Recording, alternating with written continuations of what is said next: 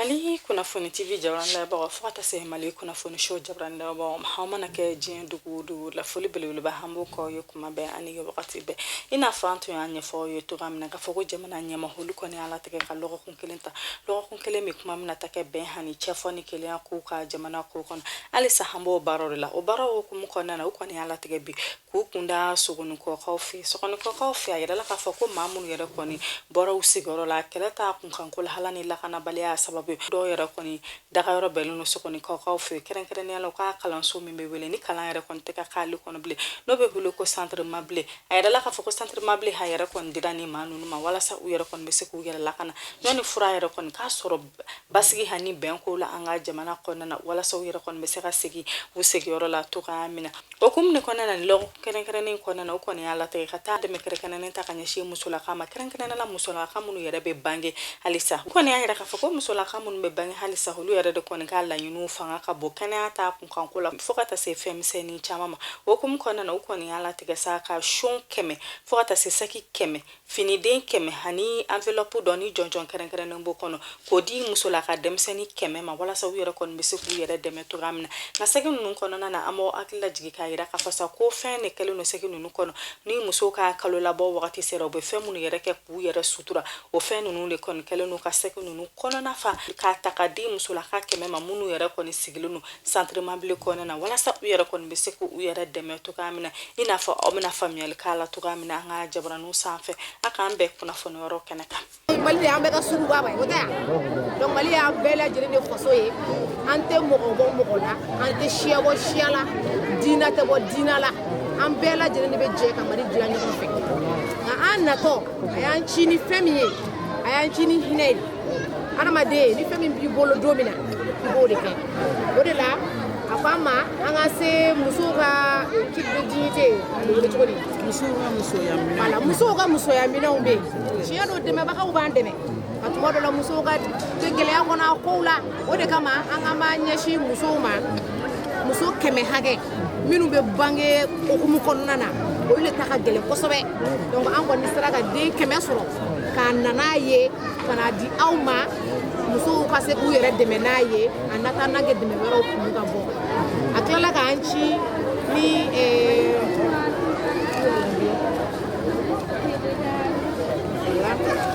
donc ayanchi na enveloppe fane o fane ka di alisa aka dogone na demete dogoya ne ye fitini di ni nga fitini di do wara ga fitini di hina de bena ni fitini di di li abe chaya ame nyogon deme am bela jele me nyogon deme malien bela jele mo be malien bela jele mo be malien donc ambe fait ako kuma de fois ko sigiyoro la ambe fait ako de fois ko jekulu la bi gele banka gele nti saka wili choko shila fanya rade ga nyoko mine wa shitna mali glan ani rade be mali glan ko de me bako bisro kana ande me donc kama ambe la yini mi ke o ministre de la réconciliation a chie ko kana fo anga ben kuma de fo anga sisi ben kuma de kan mo mabo mola dina mabo dina la shia mabo shia la shia tala muso ya tala demseni ya tala makoroba ya tala demseni ya shiri makoroba ni yala mo ni ben kumai abi ben wale de kana ko shawangalo ni demseni la mo ni femi akoroba le mo de ke donc am bebe sini alni ni semeni temena anga bamba o yoronde ka ni bente fuitike ni bente lakanatina ni bente yiriwatina ni bente muso be seke dew be sege chew be sege murbo mo be bu sigoro la ta sigoro werla abena ni gele ya chamanye an yereta maka amase an ga bembali ya gele ya fo aw ye bli parce aw godo amase an ga fo bi o de kama an kan be wili kana an ga na fo bi bulawla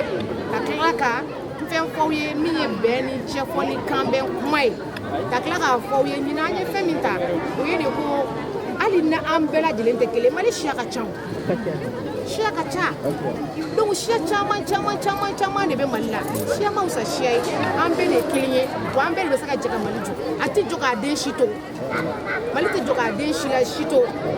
donc ambe fe o kumai o de ka kan dala gese o wale wa kan ke wale ni semeni yere bora la kan ke wale o de lamba e malibe dia denmisɛnnin fitinin min filɛ tagama la sini u bɛ taa kɔrɔbaya don min na a bɛna sɔrɔ an ye fɛn d'u ma an bɛ waso ni fɛn min ye ko Mali o y'a sɔrɔ an bɛ fɛn d'u ma an bɛ se ka waso ni fɛn min ye ko Mali donc ci de tun b'an bolo ka na fɔ aw ɲɛna enveloppe min dira an ma ko n ka n'a d'aw ma a man ca 100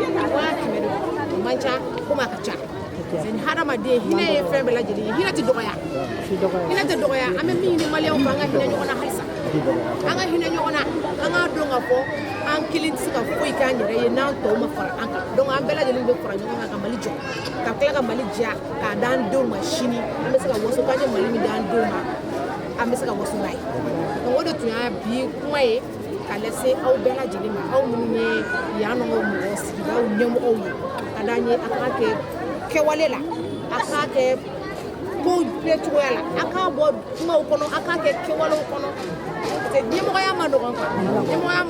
ɲɛmɔgɔ de fɔlɔ b'a yira ka fɔ an bɛɛ ye kelen donc ni ɲɛmɔgɔ y'a yira k'an fɔlɔ k'an bɛɛ de ye kelen ye i bɛn'a sɔrɔ anw bɔra dugu dɔ la mɔgɔ wɛrɛw bɔra dugu wɛrɛw la n'aw siyaw tɛ kelen ye aw nacogow tɛ kelen ye o bɛɛ la aw de ye ɲɛmɔgɔ ye n'aw ye ɲɛmɔgɔ ye o la bɛɛ de bɛ kɛ komi n'a sɔrɔ an bɛɛ bɔra du kelen de kɔnɔ ka na yan fɛn kelen de y'an bɛɛ lase yan wa fɛn kelen de b'an bɛɛ latagi o ye Maliko de ye donc o Maliko in o de kan k'a to an k'o minɛ an k'a minɛ n'an bolo fila ye an k'a minɛ n'an dusukolo ye an k'a minɛ an kɛwalew la bɛn tɛ fɔ da dɔrɔn kan dɛ bɛn ye dusukun ye ani kɛwale fo an ka baara k'o de kɔnɔ an nakun y'o dɔn de hakɛto b'a la salala mɔgɔ aw bɛɛ ni ce wari fɛ hali sisan ala ka ba awɔ amin ya rabbi ala k'an dɛmɛ ya rabbi amin ya rabbi ala k'an ɲɛsin ma e bɛ position min na Abdoulaye président des jeunes an nani na biyar amma kasa aw ya yira ko an ye Malien aw ya yira ko an ye ba fen ba kelen siya an kisa ni siya ko ma ya ko ko no dey sama ko dey mosi dey ando wati mina kabi angolo la amma basi don benni keliyadi be ani nyakonce ni fen nana anana ko ni ala ya ko sisa ko abiteme na teme na wati mena fon on fen wo fan e ka kan ka wodon oduma be ka ya fu nyogona be ka ke ambe kelen fa kelen ba kelen na turu boturu inna gota baba gota atiteme o ka aha ayo ala sago asago anke ni togole tedi bari ni tedi bari sentirement bilen na yam ni ne muso kuntigi aw nana sogoma dafe a dera ye kosobe aw nana ka fe min dama ni fe mbali parce que ni mogo nana kana ilaje kana fe fana dema wallahi abenna amma fana parce que ay ngarnya yira min ke a dera ye kosobe aya kuma min fo atiteme o kan parce que Mali e mal dem betado faso tade do donc mogo kelenti se ka jamana dila fo jamana de ne ka wuri ka jow wa aya ngarnya yira min ke ala ka usara albi anka Mali bala ala ka kulusuma a dera ye kosobe wallahi aya kiamin fo tiane do ambe Mali de ba kele fa kele gole ale be ambo an sigiyor la ka ansiya ka ye ka fo an nana yang aw nana an laje an ye Mali de ambe le kele a dera ye kosobe wallahi aw na kuma min fo tiade do parce que benne ko be tellement ni be ma ke ni Mali de ma jo ka nye jo yor la atisi ka nye amba fo ko jamana kuntigi